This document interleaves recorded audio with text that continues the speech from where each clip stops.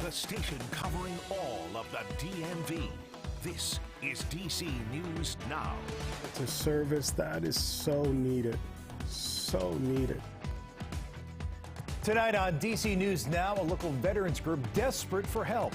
They're critically low in funds, and the budget shortfall could end their life-saving work. We're live with the emotional plea. Plus, violence at such a young age. Hopefully they take away. You know what I'm saying? It's breaking us apart. Friends and family are mourning the loss of a 14-year-old boy who was gunned down earlier this week in D.C. We're live in Southeast, where a vigil was held to pay tribute to the victim. also, early voting is now over in Maryland. We have a full report from Prince George's County on how you can still vote even if you can't make it to the polls on Tuesday. And it's a beautiful evening out across the DMV. High pressure taking over, but our weather team is tracking near 80 degrees as we go into the weekend. We'll look at that coming up. Good evening. Thanks for joining us for DC News Now at 9. I'm Chris Flanagan. And I'm Tasmin Mahfouz. Our top story tonight, the community is mourning the loss of a 14-year-old boy. Antoine Manning was shot and killed Monday night. His football team, the Clock Boys, met at Watkins Football Field this evening for a balloon release and vigil. That's where our Mariel Carbone joins us live tonight. And Mariel, obviously a very emotional night for everybody involved. Yeah, extremely emotional, not only for his family, but also for the teammates that were out here tonight, many of them having a difficult time even speaking. Now, this vigil, it was held at a place where they really became brothers with Antoine. That's here on the football field. I'm heartbroken, and seeing everyone here and not seeing that fluffy bush and that smile here. He's supposed to be here. Wrapped in each other's arms, teammates, coaches, friends, and family came together to grieve. That's so unfair. We don't give life, and we have no right to take life away. 14-year-old Antoine Manning was shot and killed Halloween night. It's heartbreaking knowing one of my teammates died at such a young age. I never thought that one of my teammates would die so quick. Thursday, the Clock Boys football team released balloons honoring Manning, who they affectionately called Duty. A receiver on the team, friends say he was energetic, loving, and funny. He was a loving guy. Me and my teammates, we'd always have a laugh with him no matter what. Julian Jones played football with Manning for about 2 years. He says gun violence is tearing their community apart. Stop the violence. This is like another young kid that was killed in D.C. I know a few. PJ, he was like 8. Day, he was like 11. You know what I'm saying? It's breaking us apart. He wasn't that kid that a lot of people are portraying him out to be. Team mom Swandea Denson remembers Manning as a kind kid who was part of the brotherhood built on the field. She says tonight is about the boys lifting each other up. We created that brotherhood and that bond, so they're taking it kind of hard. Some of them took it a little harder than others, but we just have to let them know that we're here for them all.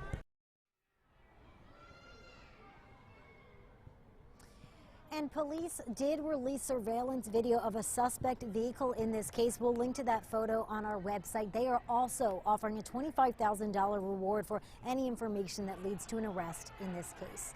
Reporting live in Southeast tonight, I'm Mariel Carbone, DC News Now. Mariel, thanks. Certainly a tough night there. Let's get a first check in the forecast now with Chief Meteorologist Janessa Webb. Hey there, Janessa. Boat days look nice for the weekend. Yeah, you know, as we step into tonight, drier air continues to be in place. The clearing out there, it's absolutely just a gorgeous night across the region with dry air across most of the DMV at this point. Now, we're going to watch a few clouds linger in across Spotsylvania, Culpeper in the next hour or so, and that's going to allow for some dense fog to really pick up throughout the overnight into tomorrow morning. And so we'll watch for any advisories that could make their way across the suburbs of the district. Now, we're kind of split in half. You can see kind of this lighter color of green. That's some warmer air across the suburbs. Our nation's capital at 62 degrees, 51 for Woodstock. Kaiser into the panhandle of West Virginia, hovering in the lower to mid 50s. And so tonight, we're not going to drop down significantly, only in the 40s in most spots across the area. So you're hour by hour sitting under mostly clear skies. We don't really transition into more cloud coverage until about 5 to 6 a.m.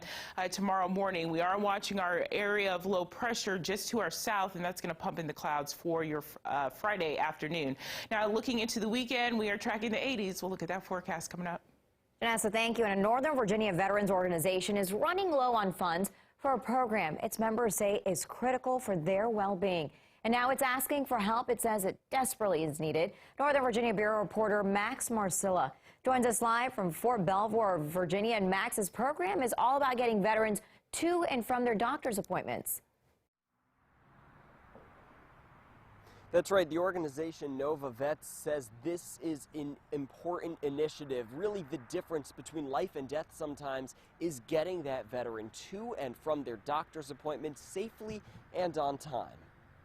If I miss a day, it could be a day that when I go to sleep, I could pass away. That's just how important Eddie Acosta's dialysis appointments are. We met Acosta at his home in Bristow. His health problems led him to retire after a career in the Navy and CIA that started in 1982. When you're at that position in life where you're blind, and when you have your kidneys goes out that you have to go to dialysis, you're going to need help. Help for him is as simple as a ride to and from his appointments every Monday, Wednesday, and Friday, and that's what Nova Vets has provided. We don't want to add burden to our veterans who are already going through so much. With help from federal COVID funds, Angela McConnell's Nova Vets has provided around 200 rides a month for veterans like Acosta. But that funding is just about gone, 8 months before it was supposed to run out because of a dramatic increase of vets in need. Access to health care is one of the biggest barriers that our veterans have. Acosta faces a tough battle for his health, but says it would be impossible without the transportation help. To be in a predicament where you have nobody and you have somebody to say,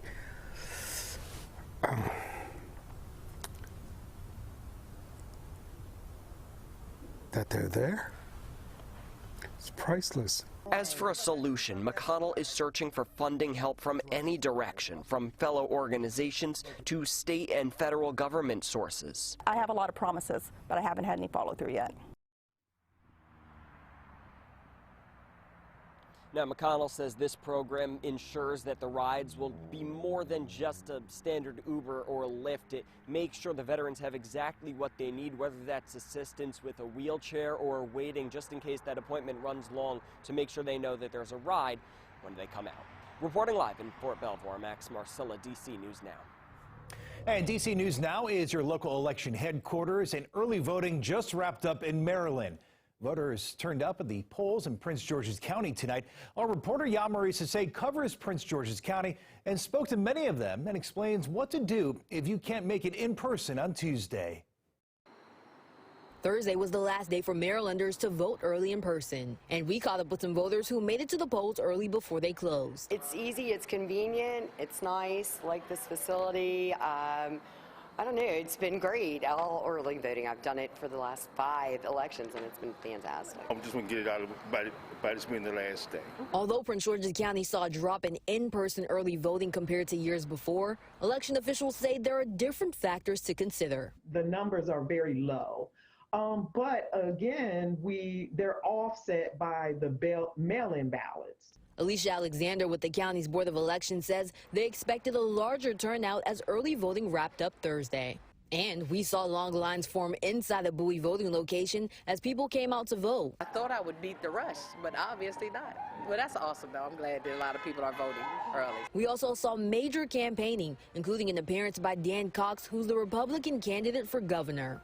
Now, compared to Virginia, Maryland only offers 1 week of early voting, and some voters believe it should be longer. 2 weeks of early voting would be good because people have different situations, and I think that it would be great if they had 2 weeks to work with and not just 1. But election officials say voters now have more options. Because there's so many ways to vote in the state of Maryland. If a voter does not have the time to go to the polls, then he or she can certainly request a mail-in ballot. Voters can request a ballot via email by midnight on Friday, or you can visit the county's local election office to get a ballot yourself. As long as it's turned in by November 8th, it will be counted. Reporting in Bowie, Maryland, I'm Yamari Sase, DC News Now. All right, the Commanders could soon be up for sale, and Vegas already releasing odds on potential buyers. Coming up in a live report, we'll show you the potential suitors as well as what's next for the hometown team. Plus, officials say electric scooters are causing serious safety concerns in Montgomery County. In a full report, we'll show you why some are being blamed for sparking fires. And how about shorts, t-shirt weather? That's happening going into the weekend. Hey, let's look at that forecast coming up.